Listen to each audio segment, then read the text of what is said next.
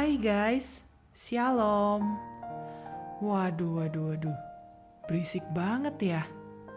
Itu tadi bunyi apa sih guys? Ya, itu tadi bunyi gong ya, yang dipukul.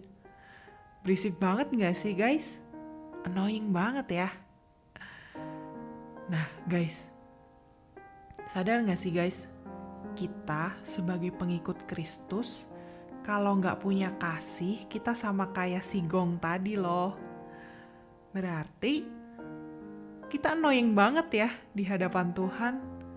Kalau nggak punya kasih, nggak percaya. Yuk kita buka Alkitab kita di 1 Korintus 13 ayat 1. Bunyinya kayak gini.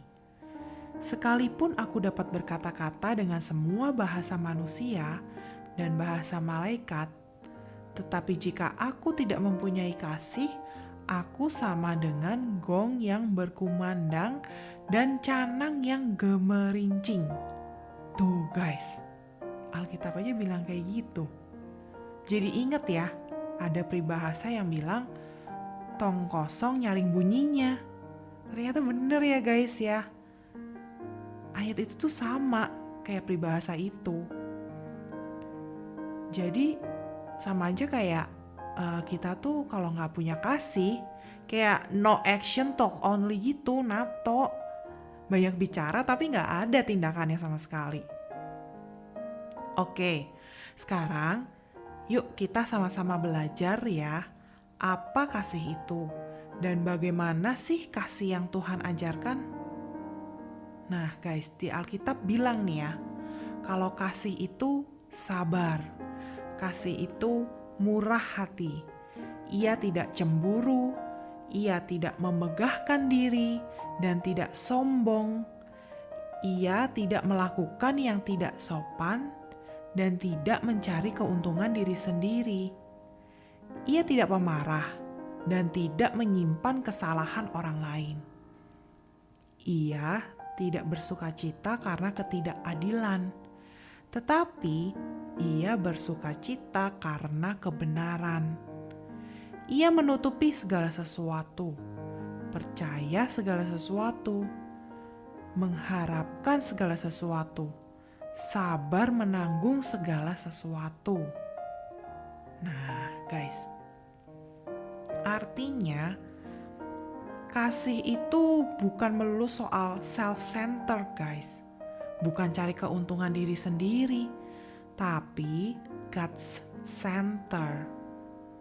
Contohnya gini, kita bahas yang paling gampang deh tentang murah hati ya.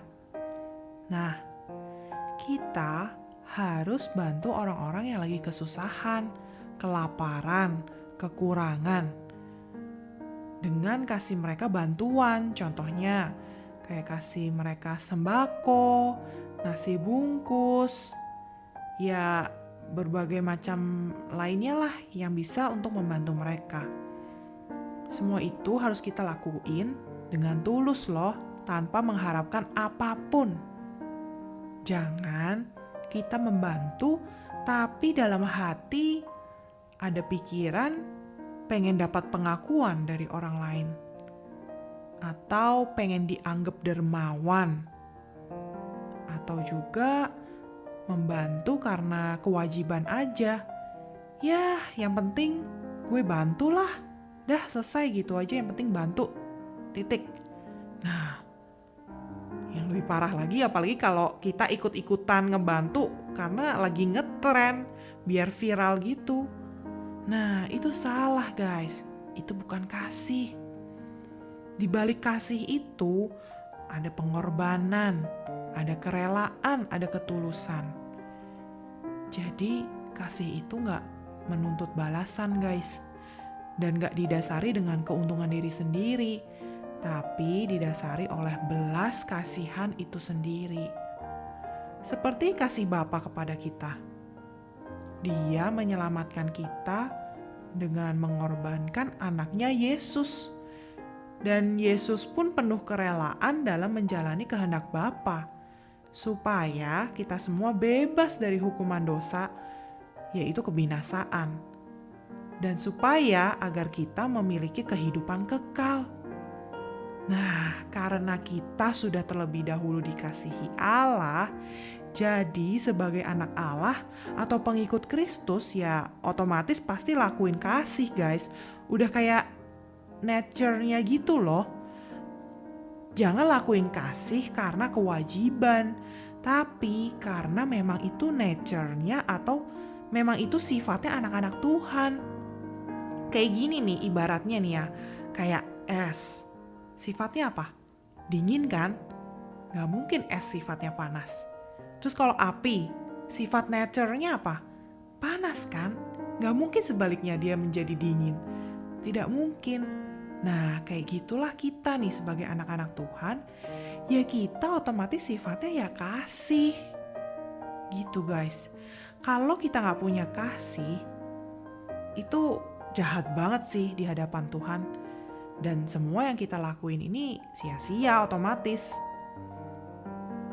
Kasih itu adalah identitas kita sebagai pengikut Kristus atau anak-anak Allah.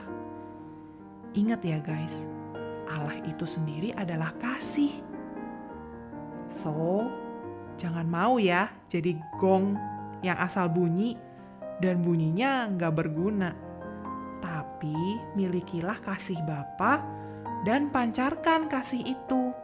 Sehingga hidup kita jadi alunan nada irama yang indah di hadapan Tuhan. Oke guys, yuk kita berdoa.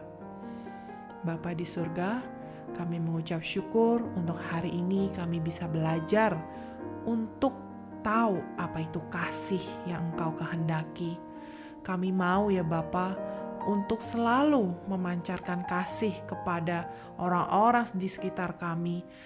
Karena kami sadar kalau kasih itu adalah sifat dari anak-anak-Mu ya Bapa. Kasih itu adalah Engkau sendiri. Jika Engkau ada di dalam hati kami, di dalam diri kami, secara otomatis kami akan memancarkan kasih. Ya Roh Kudus, setiap hari ajarkan kami, tuntun kami untuk bisa melakukan kasih Bapa. Kasih yang tidak menuntut balasan apapun. Kasih yang gak mementingkan kepentingan diri sendiri. Tetapi memang punya rasa belas kasihan untuk orang lain. Untuk saudara-saudara kami.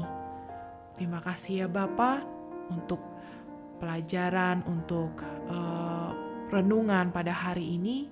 Terima kasih ya Roh Kudus untuk selalu membimbing kami. Di dalam nama anak-Mu yang tunggal Yesus Kristus, kami alaskan doa kami. Haleluya. Amin.